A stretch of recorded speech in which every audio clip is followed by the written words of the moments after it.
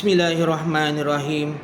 Alhamdulillahirabbil alamin wassalatu wassalam ala asyrafil anbiya'i wal mursalin sayyidina Muhammad wa ala alihi wa ashabihi ajma'in. Alhamdulillah, bersyukur kita kehadrat Allah Subhanahu wa taala kerana pada hari ini kita dapat menyambung semula pelajaran RBT di dalam unit 4, iaitu reka bentuk pembungkusan. Baiklah, kita lihat pada muka surat 54. Runai dan ibunya pergi membeli sarapan di Medan Selera. Runai teruja melihat pelbagai jenis makanan yang dibungkus dengan cantik dan menarik. Kita lihat dialog. Selamat datang, makcik ni cakap. Adik, nasi lemak ni bukan saja ada di dalam bekas ini, tetapi ada pelbagai jenis pembungkusan yang lain. Apa maksudnya? Bermaksud, nasi lemak bukan saja dibungkus di dalam daun pisang ataupun kertas surat khabar ataupun kertas minyak, akan tetapi ada juga nasi lemak yang dibungkus di dalam bekas. Jadi bermakna di sini makanan boleh dibungkus dengan pelbagai reka bentuk pembungkusan. Okey, baiklah. Seterusnya, kita lihat. Mengapakah kita perlu mempelbagaikan bentuk pembungkusan? Okey. Kita lihat dialog di sini. Wah, banyaknya makanan di sini. Ibu, saya hendak nasi lemak di dalam bekas itu. Kita fikir, mengapa kita perlu mempelbagaikan bentuk pembungkusan? Okey, antara sebabnya, sebagai seorang peniaga, perlu kreatif mempelbagaikan pelbagai bentuk makanan di dalam pelbagai reka bentuk pembungkusan. Tujuannya adalah untuk menarik perhatian pelanggan ataupun orang ramai untuk datang membeli, kerana tidak semua orang mempunyai selera yang sama, mempunyai minat yang sama.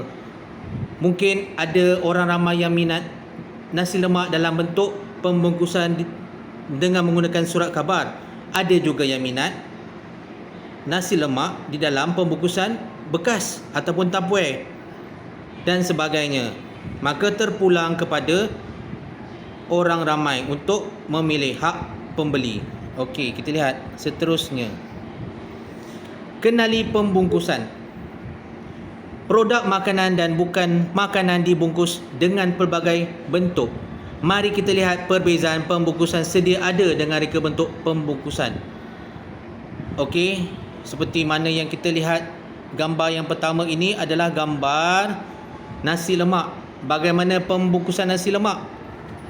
Kita lihat dengan menggunakan yang hijau itu adalah daun pisang, dan di luar daun pisang tersebut mereka peniaga menggunakan kertas surat khabar ataupun kertas minyak sebagai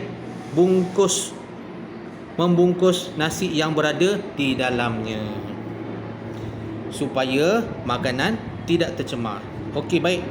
Itu produk makanan. Kalau produk bukan makanan pula pun terlibat dengan pembungkusan ataupun packaging. Okey, kita lihat bagaimana produk bukan makanan. Contohnya pensel warna. Kalau kita lihat di dalam gambar tersebut, okey, kita lihat kawan-kawan, reka bentuk pembungkusan diubah untuk menjadikan pembungkusan lebih cantik dan menarik perhatian pengguna untuk membeli. Ya, betul. Dengan pembungkusan yang berbeza, pelbagai bentuk yang unik boleh menarik perhatian pembeli untuk orang ramai membeli produk dan barangan yang dijual. Kita lihat pensel warna tu, ada yang kita pembungkusannya segi empat. Walaupun segi empat sama, tapi cara apabila kita buka mungkin caranya berbeza. Ada yang bertingkat-tingkat seperti di dalam gambar tersebut. Ada juga pensel warna diletakkan di dalam bekas, yang bulat. Mungkin memudahkan pengguna dapat menggunakan pensel warna tersebut dengan mudah. Okey, baik. Tahukah kamu Pembungkusan tradisional lazimnya melibatkan penggunaan bahan semula jadi berasaskan tumbuhan seperti daun kelapa dan daun pisang. Yang ni menggunakan bahan semula jadi. Bahan semula jadi tu contoh seperti daun dan sebagainya. Okey, baik. Seterusnya di sini kita lihat ciri pembungkusan produk. Pada masa ini kebanyakan produk dibungkus dengan reka bentuk tersendiri memenuhi ciri tersebut. Okey, kita lihat apakah ciri-ciri tersebut. Okey, ciri yang pertama iaitu mesra alam. Apa dia mesra alam tu? Pembungkus biasanya diperbuat daripada bahan mudah lupus dan tidak mencemarkan alam sekitar. Maknanya menggunakan alat ataupun bahan yang tidak mencemarkan alam sekitar. Okey, baik. Ciri yang kedua iaitu mudah disimpan. Okey, seperti contoh sabun wangi, sabun basuh baju dibungkus di dalam kotak, iaitu mudah disimpan. Reka bentuk yang ringkas memudahkan penyimpanan. Mungkin boleh menyimpan di dalam almari, boleh disimpan di atas rak dan sebagainya.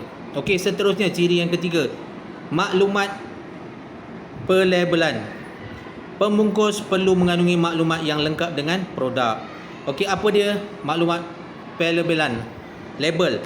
Maksudnya bila kita ada produk, dia akan disertakan dengan label.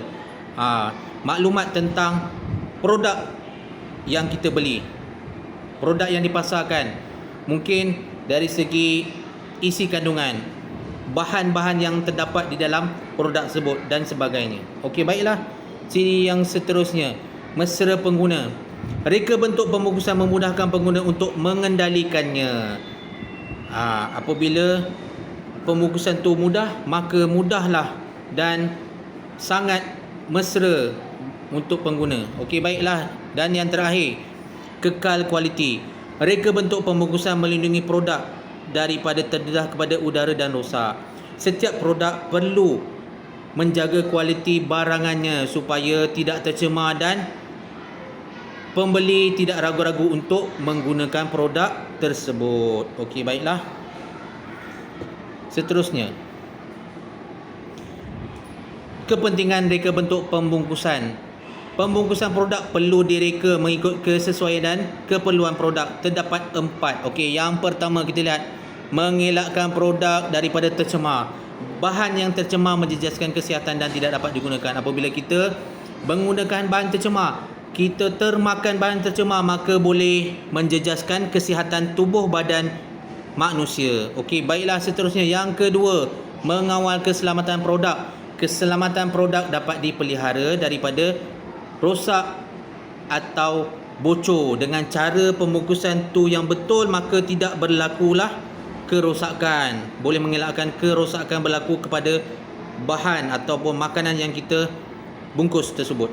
Okey, yang ketiga, melindungi mutu dan fizikal produk. Produk boleh bertahan lebih lama dan dalam keadaan yang baik jika kita bungkus dengan betul, dengan cara yang betul dan kemas. Okey, dan yang keempat, menyampaikan maklumat produk. Maklumat yang lengkap membantu pengguna mengetahui perkara yang berkaitan dengan produk. Biasanya apabila pembeli ingin membeli sesuatu barang, kita perlulah melihat dahulu apa kandungan bahan tersebut, tarikh luput, dari mana produk tersebut dan sebagainya. Okey, sampai di sini saja keterangan dan pelajaran kita pada hari ini. Semoga apa yang kita belajar hari ini dapat sedikit sebanyak memberikan kita ilmu pengetahuan untuk masa hadapan. Sekian, wabillahi taufik wal hidayah. Wassalamualaikum warahmatullahi taala wabarakatuh. Terima kasih.